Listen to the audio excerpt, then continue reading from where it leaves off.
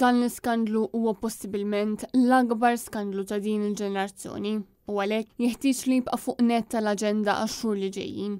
L-editur ta' Times jgħid li f'pajjiż normali wara li jkun faqqa skandlu bħal dan il-gvern kien jaqa'. Imma f'Malta nafu li dan mhux se jiġri u għalhekk huwa essenzjali li tkompli l-ħidma sabiex issir ġustizzja.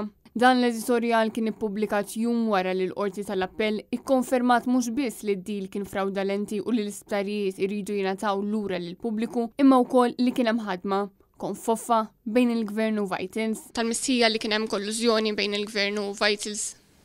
F'dak li għandu x'jaqsam x'qalet il-qorti hija hemmhekk kulħadd sabiex jaqrah, kulħadd jasal għal konklużjoni li jrid jasal u m'hemmx lok għalfejn noqgħod nagħti xi interpretazzjoni u kumment fuqhom. Ġifrinti għalik mhix tal-mistħija? Le, naħseb ir-risposta li tajtek hija ċara li dak li qalet il-qorti qed hemmhekk biex kulħadd jaqrah u kulħadd jasal għall-interpretazzjoni li jrid tieħu.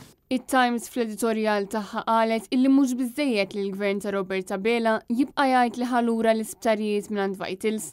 Dan għaliex l-interess pubbliku jitlob li daw kollha li billew subajhom f'dan l-iskandlu ta' miljuni kbar ta' euro jitressqu għall-ġustizzja u jittieħdilhom dak kollu li huma ħadu b'mod illegali. 400 miljuni li nsterqu mit-taxxa tal-poplu Malti u Awċi. U waqt li dak li qed jagħmel il-Partit Nazzjonalista huwa ta' bilħaq sewwa, it-Times tfakkar li l-Pulizija kif ukoll l-Avukat Ġenerali għandhom biżżejjed provi biex jibdew immedjatament bil-proċeduri għax bla dubju kellhom biżżejjed żmien sabiex jinvestigaw.